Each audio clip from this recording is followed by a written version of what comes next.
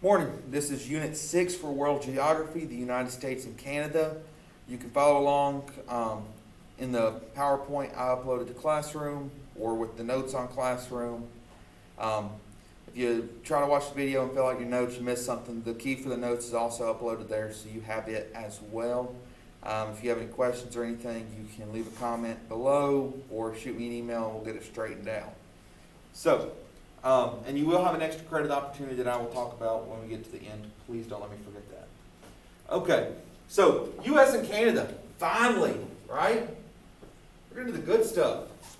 This is, from here on out, it's not going to be like it was the first couple weeks, where we focus on just population, just economics, just culture, just physical geography. Now we're focusing on sections of the world. So we're starting with U.S. and Canada, and the reason it's not North America is because Mexico and Central America fit more with the Latin America than they do the U.S. and Canada. So they are their own unit. That will be after the midterm. Okay? From here on out, it's U.S. and Canada this week and next. Then we got the midterm. Then we have Latin America, Europe, Russia, Africa, Asia, Australia. Some semblance like that. So let's start with the United States. Okay? There are 4 major regions in the U.S. The first one is the Northeast. Okay? This is what is usually called New England, and then like New York and them. So the way I've divided this up is I've used what the census does. Okay? The census has divided the United States into 9 divisions. Each region has 2 divisions with the exception of the South has 3. Anyway, so the first division, New England, this is Maine, New Hampshire, Vermont, Massachusetts, Rhode Island, and Connecticut. With the Mid-Atlantic, this is New York, New Jersey, Pennsylvania. Okay? The major cities, you have New York City, of course, Philadelphia, Boston, Massachusetts, and Pittsburgh, Pennsylvania. Okay? First region, Northeast. Second region is the Midwest. Okay, this is also divided into 2. East, North, Central is Illinois, Indiana, Michigan, Ohio, Wisconsin. And then West, North, Central is Iowa, Kansas, Minnesota, Missouri, Nebraska, and the Dakotas, North and South. Okay, basically what divides this is the Mississippi, the chef. Okay, have y'all had the chef pointed out to you? Yeah. Okay, like here's the chef's hat, here's his face, there's his nose, his body, legs, and his boot. Okay? So basically, the West, North, Central is the left side of the chef, East, North, Central, right side of the chef. Major cities here, you got Chicago, Illinois, Indianapolis, Indiana, Columbus, Ohio, Cincinnati, Ohio, and Detroit, Michigan. Now to the South. Got 3 divisions in the South because it's quite a few states. The South Atlantic, okay? This is Delaware, Florida, Georgia, Maryland, North Carolina, South Carolina, Virginia, D.C., and West Virginia. East, South, Central is Alabama, Kentucky, Mississippi, and Tennessee. West, South, Central is Arkansas, Illinois, Oklahoma, and Texas. Okay, basically the division here is along the mountains. Okay? So basically West Virginia, east, is the Atlantic, and then you got the Central split in half, east and west. Major cities, you got Washington, D.C., Houston, Texas, Charlotte, North Carolina, Miami, Florida, and Atlanta, Georgia. Okay? Then we got the West. Okay? This is basically everything west of the Great Plains. Got 2 divisions, Mountain and Pacific. The Mountain Division includes Arizona, Colorado, Idaho, Montana, Nevada, or Nevada. You can hear it either way. I'm hitting the wrong button over here and about turned it to 75 degrees in this room. Okay, Nevada, Nevada, whatever, New Mexico, Utah, Wyoming. The Pacific, you got Alaska, California, Hawaii, Oregon, and Washington. Now let me be very, very clear here, okay? Because it amazes me how many people think this. Alaska and Hawaii are not over here near Texas, okay? They're not. Alaska's up here next to Canada. Hawaii's like all the way over here in the middle of the ocean, okay? Thought that was common knowledge until I sent a joke to my group chat with a bunch of my college friends, and one of my friends goes, well, up until a couple years ago, that's what I thought it was too. If I could have reached through the phone and smacked them, I would have. Okay? I had a boss, worked at Subway in high school through college. One of my managers was watching she loved those Bigfoot shows. Okay? Like Finding Bigfoot or whatever it was called. And they were doing an episode in Alaska. And she was so confused. Because she was like, Bigfoot's in Washington. How does he swim and get to Alaska? Sitting there, I'm like, wait, what? And she repeated it. She's like, how did Bigfoot swim across the ocean and get to Alaska? I just looked at her. I was like, he went through Canada. Literally, he just walked. No, because Alaska's an island. No. And I had to pull out my phone and pull up a map, like a full map, and show her that Alaska was connected. For the love of God, just remember that Alaska and Hawaii are not islands down here by Texas. Major cities. You got Los Angeles, California, Phoenix, Arizona, Seattle, Washington, Denver, Colorado, San Francisco, California. Also in this region, you got Las Vegas, Nevada, Portland, Oregon, Sacramento, San Diego, Salt Lake City, Cheyenne, Wyoming, with like 3 people in it. Wait, really? No, but Wyoming's got like maybe, I want to say it's like 80,000 people in the entire state. To put that in perspective, that's like, trying to do math on the fly here. That's like 16 Galaxes. Okay. Major regions. So here's how it's split up. You got the West, you got the Midwest, the South, Northeast. Simple enough. Let's talk about some major cities. First one, Washington, D.C., capital of the United States. Okay? As Obi-Wan Kenobi spoke of Mos Eisley in Star Wars: A New Hope, you will never find a more wretched hive of scum and villainy than Washington, D.C. That's just because I ain't very fond of politicians, but whatever. So, capital of the U.S., formerly known as the District of Columbia. Washington, D.C. is shorthand. Formal name's District of Columbia. Seat of the federal government, so you got Congress, White House, Supreme Court, all that's in D.C. It's also where several international organizations are hosted. It's a very important political capital worldwide. It has 177 foreign embassies and a ton of headquarters, including the World Bank Group, the International Monetary Fund, the Organization of American States, the National Geographic Society, the American Red Cross. D.C. is important, okay? And don't get me wrong, I love D.C. It's my favorite place to go visit. And I think that's just the history nerd in me. I love going to D.C. So, a couple things you got up here. You got the Capitol Building, Lincoln Memorial. This is the Smithsonian Castle right there on the National Mall. Here's the National Mall viewed from the steps of the Capitol, White House, so on and so forth. Questions on D.C.? Hopefully I can convince my wife to go back up there sometime soon because I want to go see the pandas. Okay, 2 more. Chicago, 3rd biggest city, most populous city. International hub for finance, culture, commerce, education, so on and so forth.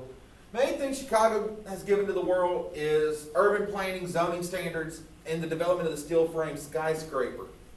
Okay? So here's the skyline, main theater, things like that. New York City. New York, New York. Most populous city in the U.S. Most densely populated city in the U.S. It's the cultural, financial, and media capital of the world. It's home to the headquarters of the United Nations. This was also where the 9/11 terrorist attacks occurred. It's what, New York. Also the Pentagon in Arlington. But first thing to pop in most people's heads on when you think of 9/11 is the Twin Towers. Los Angeles is the second most populous city. So it's New York, Los Angeles, Chicago. It's known for ethnic diversity, Hollywood, the Mediterranean climate. It hosted the 1932-1984 Summer Olympics and will host the 2028 Summer Olympics in 8 years. Houston, Texas is the fourth most populous city. It's the most racially and ethnically diverse major metropolis in the United States. Home to the world's largest concentration of healthcare and research institutions, which is the Texas Medical Center, as well as the Johnson Space Center, which is where Mission Control is located for NASA. Questions on the major cities? I think there's 2 left. Philadelphia is 6th most populous. One of the oldest cities in the United States, founded in 1682. The key with Philadelphia is it was instrumental in the American Revolution. This is where the Declaration of Independence was signed, where the Constitution was signed, where the Founding Fathers met at both the First and Second Continental Congresses. Okay, Philadelphia is key. And you got to say, and also, Philadelphia, for being the city of brotherly love, is very mean. They threw snowballs and batteries at Santa Claus. This was What? at an Eagles game. Santa Claus went on the field. They chucked snowballs and batteries at him. I want to say this was the 80s. What did they do that for? Because they were mean. And then you got St. Louis. Okay? St. Louis, same thing. In Missouri. Founded in 1764 by the French fur traders, named after King Louis IX of France. Sold to the United States by France as part of the Louisiana Purchase in 1803. And it hosted the 1904 Summer Olympics. Main thing with St. Louis, this is the city with the arch. Okay? As long as you know the Gateway Arch is in St. Louis, you're good. Questions on characteristics of the U.S. Let's talk about Canada. So, you got the Atlantic provinces. Okay? You got New Brunswick, Newfoundland and Labrador, Nova Scotia, and Prince Edward Island. My college roommate, okay, still my best friend. He was the best man at my wedding. Talked to him on a daily basis. His family is traced back to upstate New York, real close to Canada. They go up to Canada a lot. So a lot of the stuff I know about Canada and how to pronounce this stuff correctly is from living with him. Anyway, province capitals. You got Halifax, Nova Scotia. St. John's in Newfoundland and Labrador. Fredericton in New Brunswick. And Charlottetown on Prince Edward Island. The core provinces are Quebec and Ontario. Okay? The major cities here. Quebec City, Quebec is the capital. Toronto, Ontario is the capital of that province. And then this is also the location of Ottawa. Okay? Ottawa, Ontario is the capital of Canada. Any questions so far?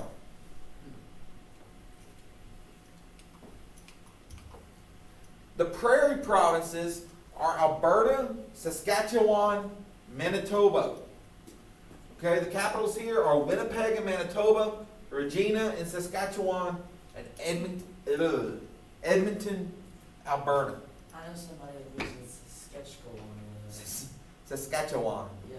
It's Wait, fun to say. Vancouver is the capital of what is the capital of Canada? No, Vancouver's not the capital. Ottawa's the capital.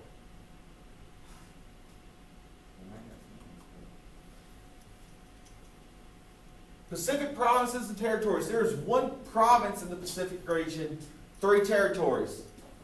Okay, British Columbia is the only province. Then you got 3 territories. The Northwest Territories, Yukon, and Nunavut. Nunavut is new.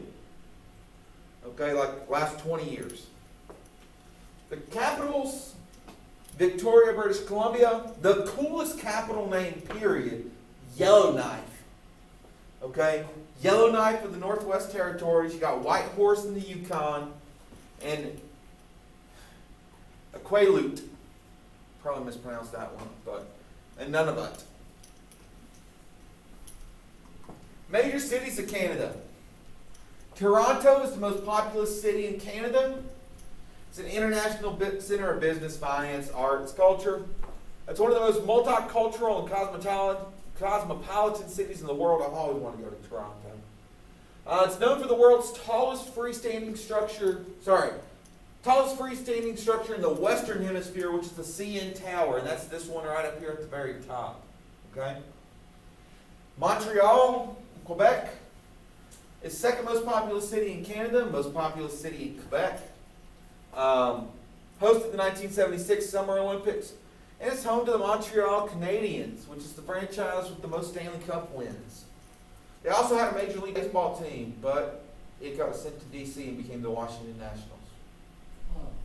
So they're a little angry about that, but whatever. Ottawa. Ottawa, Ontario is the capital of Canada. It's the 4th largest city in Canada. It's the confluence or the combination of 3 major rivers, which is the Ottawa, the Gatineau, and the Rideau. Probably butchered those, but I tried. The Rideau Canal is the oldest continuously operating canal system in North America. This is one of the most educated cities in Canada. Over half the population has graduated from either college or university. Okay? It also has the highest per capita concentration of engineers, scientists, and researchers, residents with PhDs in Canada. Very smart city. Questions so far?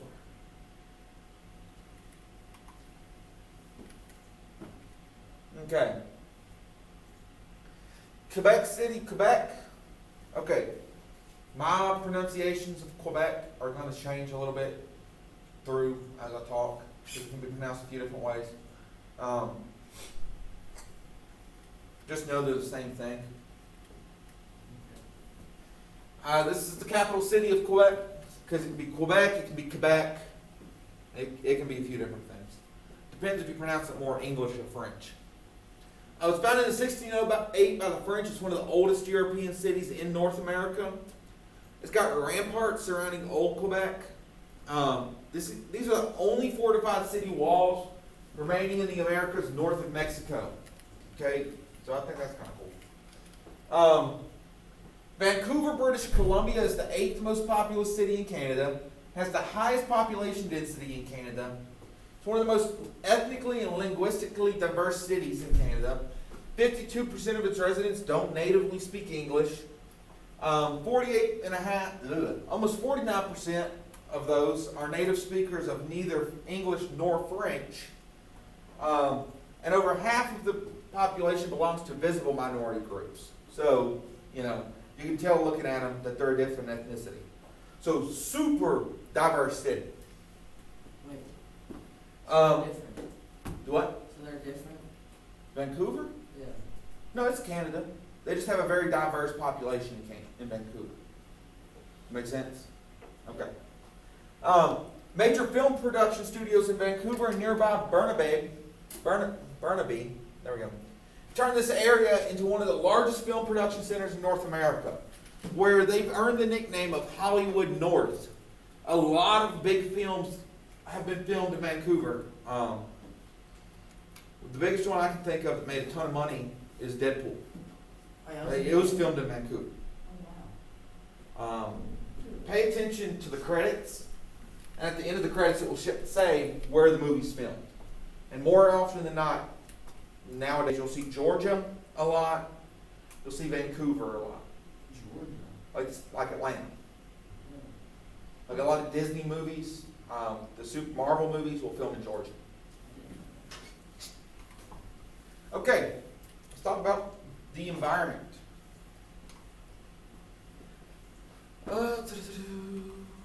Rivers. So you got the St. Lawrence River, which was explored by Jacques Cartier. Second longest river in Canada, drains into the Great Lakes and empties into the Gulf of St. Lawrence. The Mackenzie River is the longest river in Canada. It drains most of northwestern Canada and empties into the Arctic Ocean. Okay, so you can see the Mackenzie River up here, and you can see the St. Lawrence River down here. Okay? Questions there? I really like this map. This is a very good map. A bunch of different rivers. And actually, this map has the New River on here. It's right here above the S in USA. Because the New River goes to the Ohio, which goes to the Mississippi. Wait, New River goes up in Ohio? Oh, yeah, I forgot about There are only two rivers in the world that flow backwards. that. And the Nile River. The Nile and the New. Wait, in the world? In the world. Or at least that's what I've been taught since I was a little kid. I never fact checked it. It makes me happy. It's not supposed to flow this way, it's supposed to flow this way? Right. Basically. Like normally rivers flow south. This one flows north.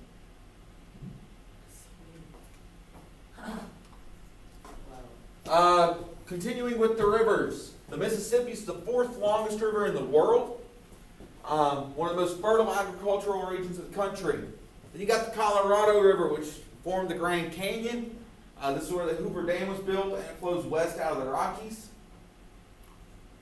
The Rio Grande makes up the border, part of the border between the U.S. and Mexico. This is the border between Texas and Mexico. Near the river's mouth, the heavily irrigated lower Rio Grande Valley is important agricultural region. The Columbia River is the largest river in the Pacific Northwest region. It rises in the Rocky Mountains of British Columbia and then flows through the United States and into the Pacific.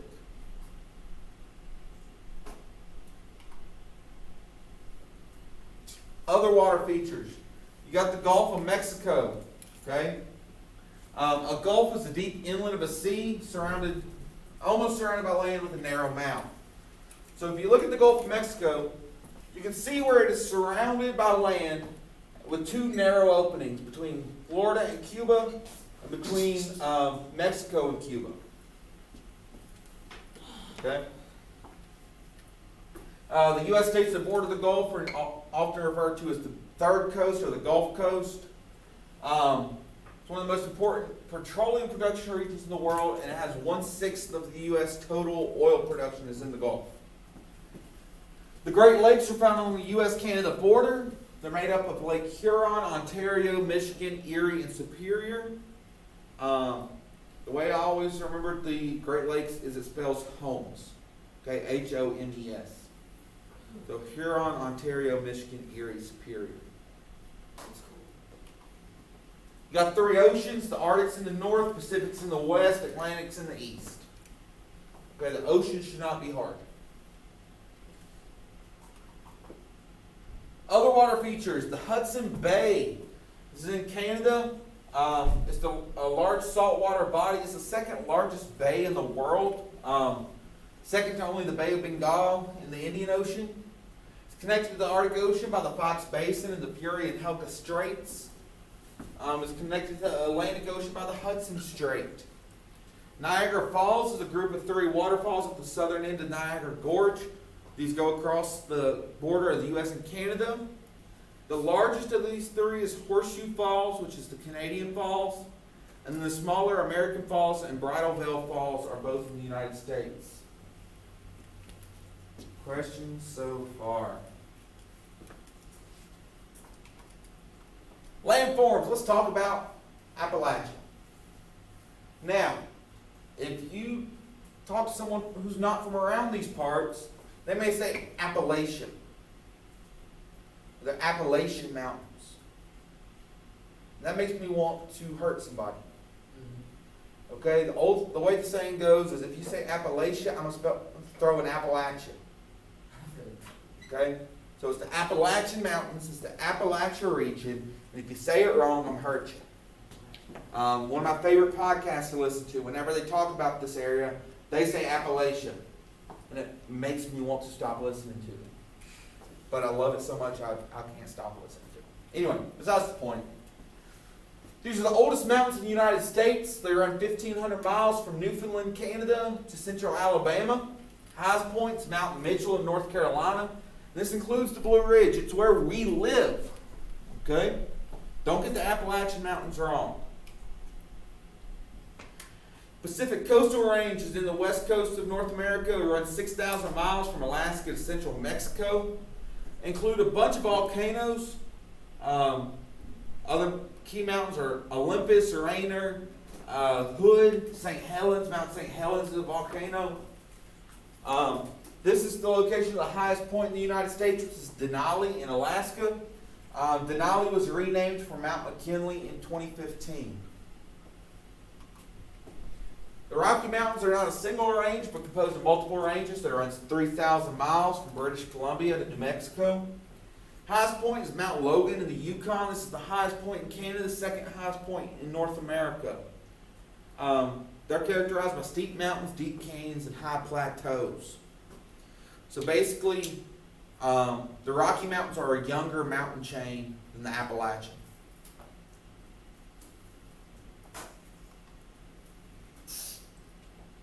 That didn't sound good. Canadian Shield is an arc of ancient rocks that cover over half of Canada, centered around the Hudson Bay.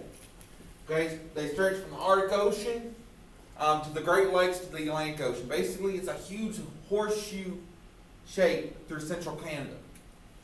This area has been scraped by glaciers, left a rough, rocky landscape. Can't get a lot of farmland out of it. Does have a ton of lakes, though, and rivers, and they use those for hydroelectric energy. Great Plains are the western part of the interior lowlands. They reach the eastern edge of the Rockies. And elevation along the Rockies can reach up to 5,000 feet. This includes the Canadian interior plains, which cover much of Alberta, Saskatchewan, and Manitoba. These are large amounts of arable agricultural land, and they use it for grain farming. I know that this is a long lesson. I'm trying to get through it, but I'm getting tongue-tied as I'm going. So, excuse me if I start sounding like Steve Carell and Bruce Almighty. Y'all seen that movie, Bruce Almighty? Yeah. Jim Carrey, when he puts all the gibberish in the teleprompter and makes Steve Carell just go nuts. That's what I feel, how I feel when I get tongue-tied. Oh, yeah. Yeah, I love that. There we go. The interior lowlands are the area between the Appalachian and Rocky Mountains, and between the Appalachian Mountains and the Canadian Shield. There's thousands of lakes within this region, including the Great Lakes. You got rolling hills, many river systems, arable land. This surrounds the Ozark Mountains, which are in Arkansas, Missouri, and Oklahoma. Most of the forest in this area in Canada has been cut down, and the remaining forests are heavily protected. Got the Atlantic coastal plain. This includes many rivers, marshes. I was supposed to say marshes, I misspelled it. And swampland. Lie close to sea level and rise gradually inland. And you have a bunch of barrier islands here. Okay? Examples of the Outer Banks. Y'all ever been to the Outer Banks? Yes. North Carolina? Those are barrier islands. Okay? Another example, it's not in this region, but it's still a barrier island, is Long Island in New York. Okay? Same thing.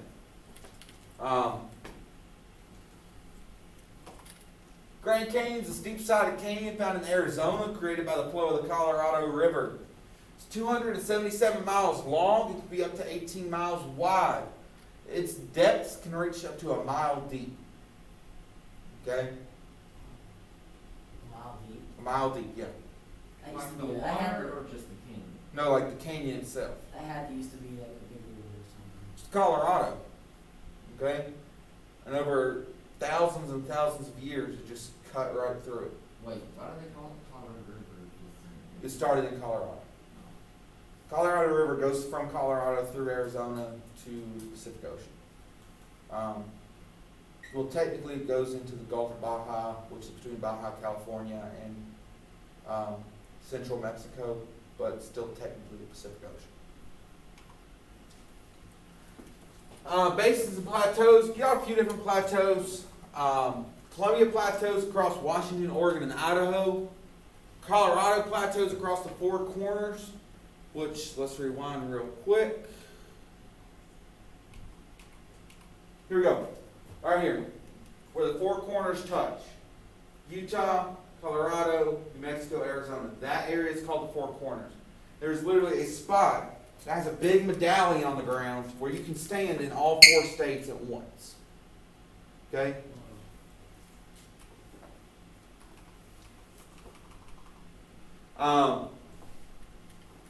This is where the Grand Canyon is.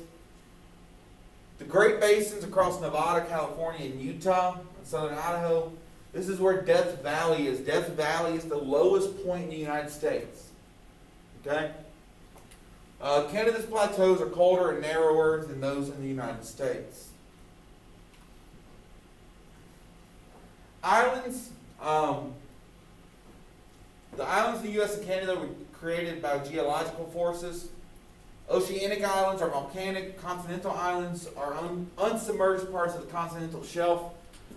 They're shallow underwater platforms that form the continental shelf. Major islands include the Hawaiian Islands, which is a group of 19 islands and islets formed over a hotspot in the Earth's crust.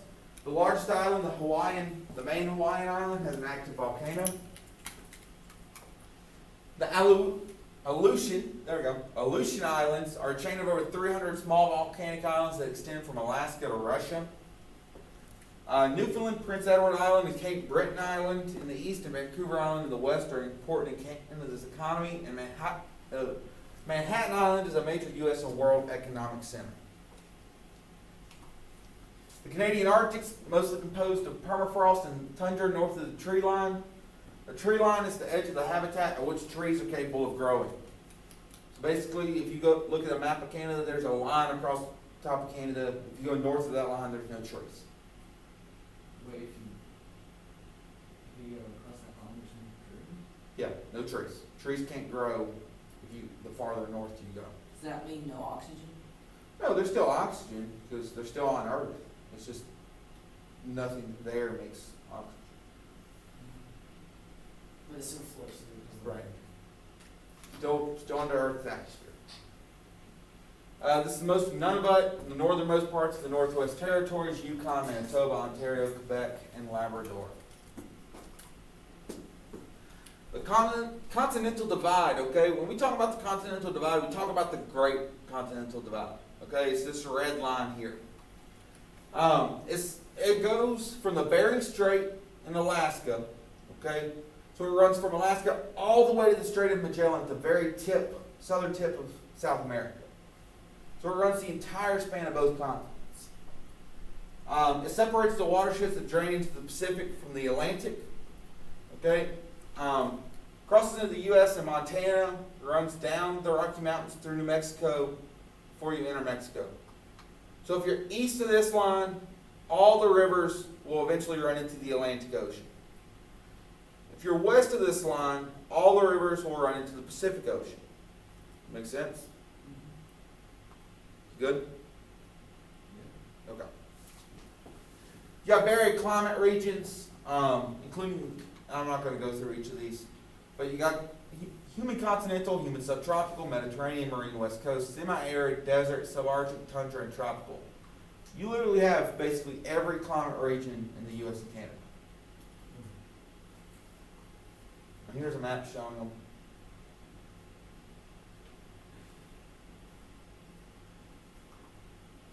Good, let's talk about the economy. I wish I would have put the slide numbers on this one, but whatever. U.S. and Canada have a wide variety of natural resources, and this has helped form diversified economies. They're both mass exporters of technology, consumer goods, information systems, and foodstuffs.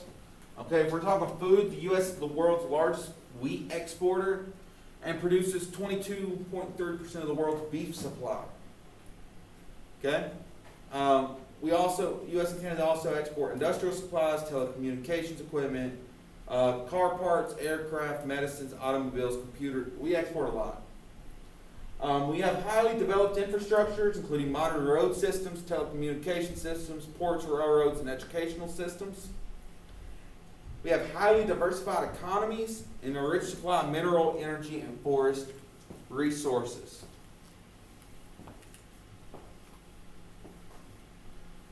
You got NAFTA, which is the North American Free Trade Agreement. It was an economic union that created a trade bloc between the U.S., Mexico, and Canada in '93. Okay, a trade bloc is an intergovernmental agreement where regional barriers to trade are reduced or eliminated among the participating countries. This was replaced by the U.S., Mexico, Canada agreement in 2020. So this year. Okay? We're also home to a ton of multinational corporations. These are organizations that own or control production of goods or services in one or more countries other than their home countries. Some of these include the logos I put up here. Pepsi, Facebook, Nike, Microsoft, McDonald's, Coca-Cola, Starbucks, Apple, Walmart. Whatever. Okay? That's just, what, like 8 of them? There's hundreds. The U.S. is the key center of the world financial markets to the New York Stock Exchange and NASDAQ. Okay? New York City is the leading financial center of the world. The investment banking fees of Wall Street were near $40 billion in 2012. That's more than some countries make in a year.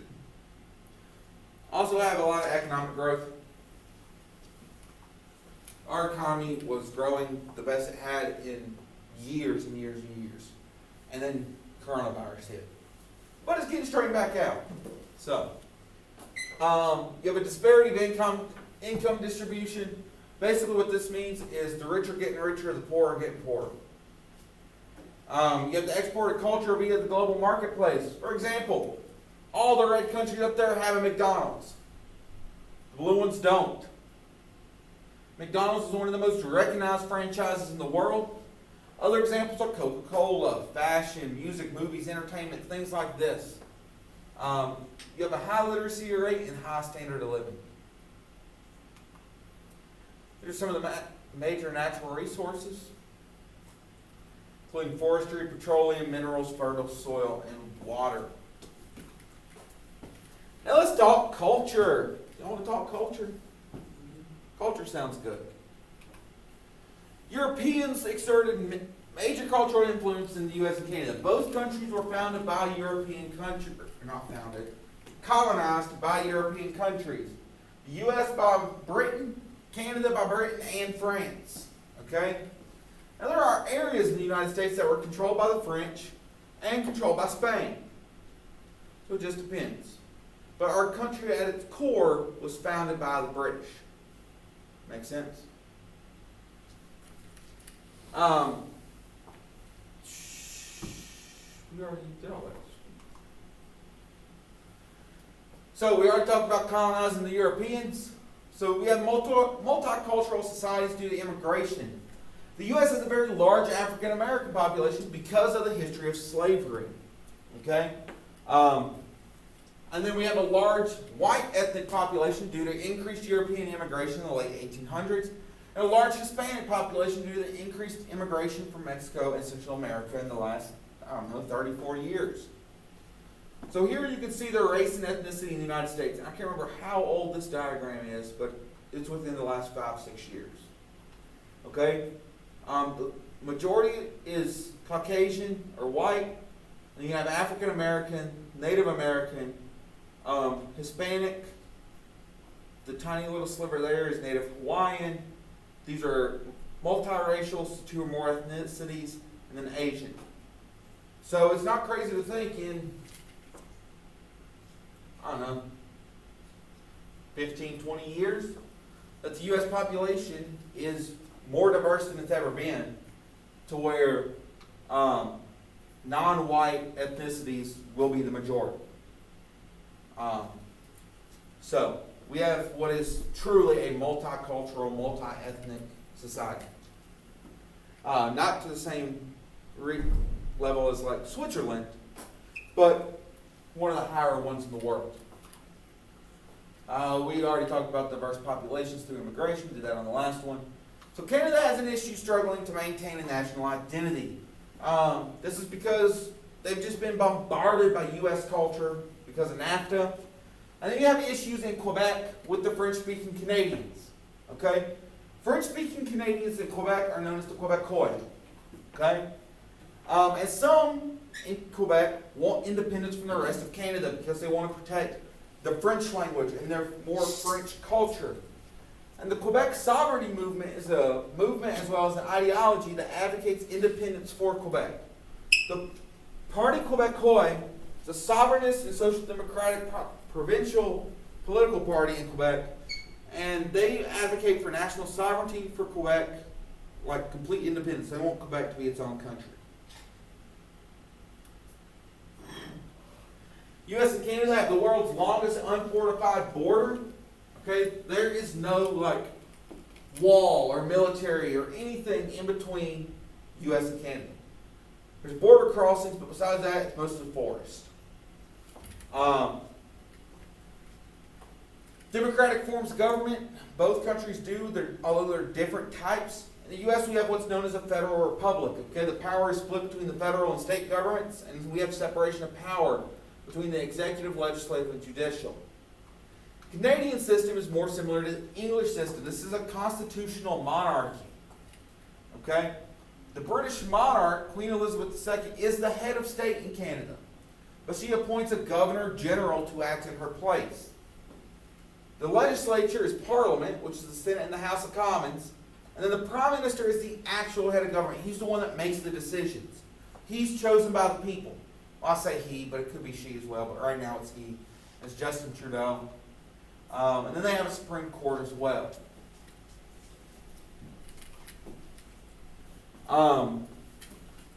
Arts that reflect the cultural heritage are multicultural. Okay? The U.S. cultural influence on the rest of the world is the strongest in the area of popular entertainment through movies in Hollywood and theater in Broadway. Okay? Toronto is also highly regarded in the areas of theater and music. It's the third largest production center in the English-speaking world after London and New York. The U.S., both countries' cultural heritage is reflected in their arts. With the U.S., this is jazz. In Canada, their large immigrant populations added distinctive features to literature, visual arts, theater, and music. And in the 20th century, the art of native peoples began to be featured. Both members of NATO.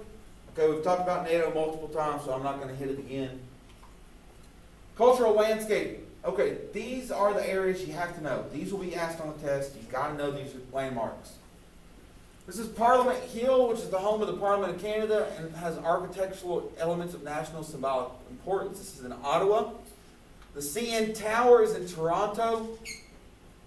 U.S. Capitol is D.C. This is where the U.S. Congress meets.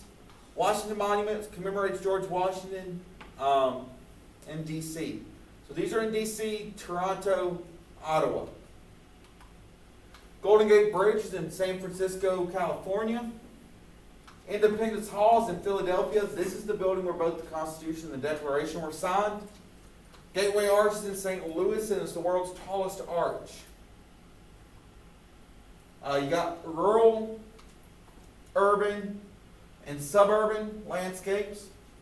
You have diverse ethnic settlements such as Chinatowns. You have bilingual signs due to the diversity. In Canada, it's mainly English and French. In the United States, you can see tons of them. Like right here, this is in Chinatown, so you have English and Mandarin. But like in Galax, if you drive down Main Street in Galax, they have the CDC hand washing signs by the courthouse.